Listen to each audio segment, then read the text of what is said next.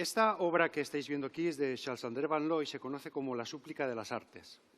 En ella podéis ver en la parte de abajo a varias musas, como la de la música o la pintura, que le están pidiendo al destino que aparece arriba en la esquina que salve la vida de Madame de Pompadour, que es la amante de Luis XV, y en esos momentos está pasando una grave neumonía. Si os fijáis, junto al destino aparecen unas figuras femeninas que están sosteniendo el hilo de la vida de Madame de Pompadour. Estas divinidades aparecen en muchas culturas, y en concreto en la mitología griega se conocen como las Moiras. Las Moiras eran tres. Por un lado estaba Cloto, que con un huso y una rueca tejía el hilo de la vida de cada persona. Láquesis, que con una vara de madera medía la longitud del hilo. Y Atropos, que cuando moría una persona cortaba con unas tijeras el hilo de su vida. Hace 14 años, el psiquiatra estadounidense Leon Eisenberg se preguntaba en un artículo si acaso con los avances en genómica no acabaría volviendo a nosotros el reino de las Moiras, un momento en el que podríamos, de alguna forma, predecir el destino de cada persona simplemente leyendo su genoma. Y no iba desencaminado. Si lo pensáis bien, este hilo que sostienen las Moiras bien podría ser el ADN que conforma cada uno de nuestros cromosomas.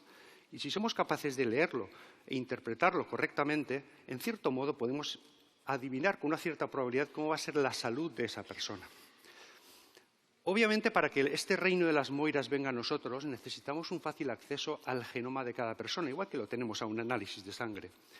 Y esto, aunque no lo creáis, ya no es ciencia ficción.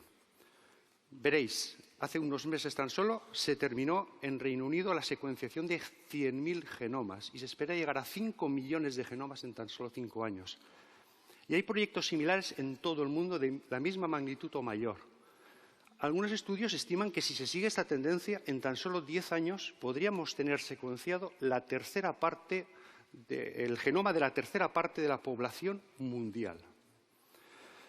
Y esto, en principio, debería ser una buena noticia. Es una forma en que la ciencia y la tecnología revierten en la sociedad, en este caso como una mejora de los tratamientos de salud. Es cierto que hay muchas voces que se alzan y señalan muchos problemas de esto. Por ejemplo, ¿qué va a pasar con la privacidad del ADN? Con la especulación de esos datos por parte de grandes empresas. O incluso hay quien va más allá y tiende que tendamos a una sociedad distópica en la que la eugenesia campe a sus anchas y que se pueda discriminar a las personas por la calidad, entre comillas, de su genoma, como ocurría en la película Gattaca, que si no la habéis visto os animo a ver.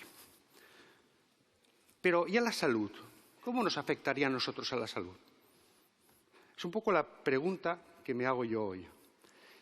Y para contestarla quiero que os pongáis en la situación de imaginar que dentro de unos años, muchos de los jóvenes que aquí hay probablemente lo verán, se ha secuenciado vuestro genoma completo y vais a una clínica con un asesor genético o incluso un médico de primaria que os va a decir qué información se ha sacado de vuestro genoma.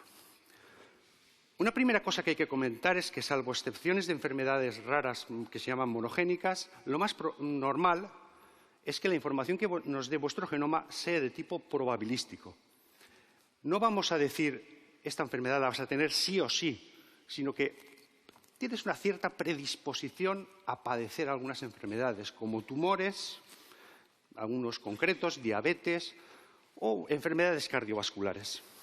Pensemos que ese es vuestro caso, esperemos que no, pero que se os detecta que tenéis una cierta predisposición a padecer una enfermedad cardiovascular.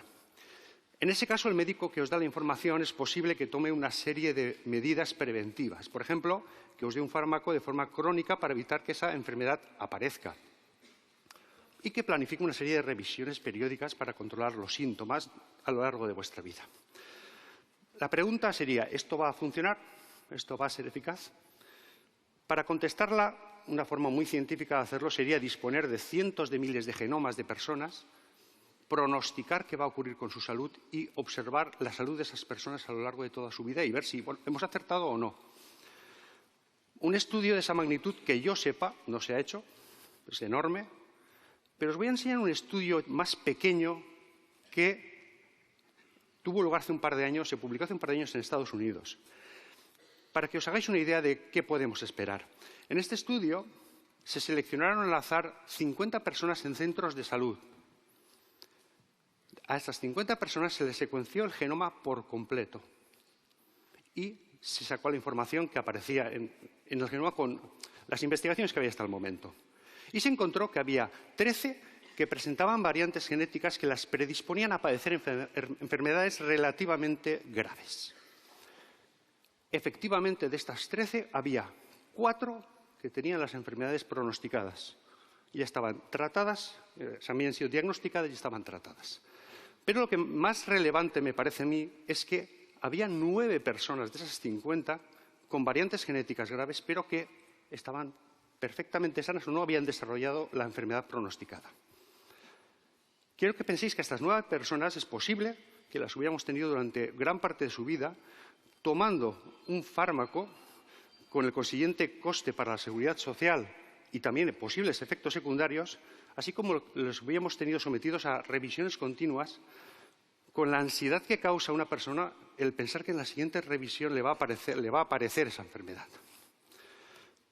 Si lo pensáis desde este punto de vista y añadís lo que he comentado antes de la privacidad del ADN, especulación de datos, etcétera, quizá podríamos pensar que no va a ser útil una secuenciación genómica de la población o de fácil acceso. Más bien lo contrario, parece contraproducente. Pero la verdad es que eso no es todo. También hay beneficios. Si tuviéramos un fácil acceso al genoma de cualquier persona, por ejemplo, podríamos evitar la peregrinación de las personas que tienen alguna enfermedad rara que van de especialista en especialista buscando un diagnóstico. Muchas de estas enfermedades raras afectan a niños. Algunas, por ejemplo, derivan en ciertos tipos de autismo para los cuales podríamos empezar una atención temprana. Incluso en caso de enfermedades neurodegenerativas graves para las cuales no tenemos ninguna cura, podríamos empezar cuanto antes un tratamiento sintomático.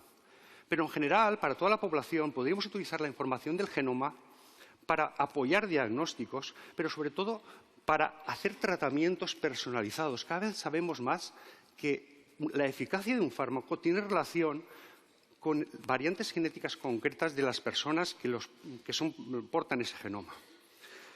Pero si os fijáis, he empezado hablando de los problemas. Problemas de privacidad del ADN, especulación de datos por grandes empresas, sobretratamiento, sobrediagnóstico, eugenesia. Y es porque cuando hay algún avance científico o tecnológico, suelen aparecer muchas voces que se encargan de señalarnos y recordarnos los problemas. Y normalmente solo se dedican a eso. Y no me malinterpretéis, está bien que lo hagan así. Pero yo creo que nunca debemos perder de vista los posibles beneficios y las personas que se van a beneficiar de esos nuevos avances. Y en el caso de la genómica, es evidente que hay problemas que hay que evitar. Necesitamos, por ejemplo, una mayor investigación en genómica, en concreto, para poder interpretar mejor los datos que nos da el genoma de una persona. Pero no solo eso. También necesitamos del concurso de expertos ajenos a la ciencia, filósofos, expertos en ética, legisladores, que nos ayuden a controlar la privacidad del ADN, que no se especule con esos datos, pero también que nos enseñen a nosotros y a los médicos a saber qué información le podemos dar a un paciente que le ayude, pero que no le cause más ansiedad. Porque, al final, y contestando a la pregunta inicial de Leon Eisenberg, sí que es posible que dentro de poco llegue el reino de las moiras a nosotros. Puede que sí. Pero debemos aprovecharlo, no debemos tenerle miedo. Y quizá no podamos evitar que Cloto teja con su uso y su rueca el hilo de nuestra vida. Pero igual sí, igual podríamos engañar a Láquesis y Atropos para que el hilo lo corten lo más largo posible. Muchas gracias.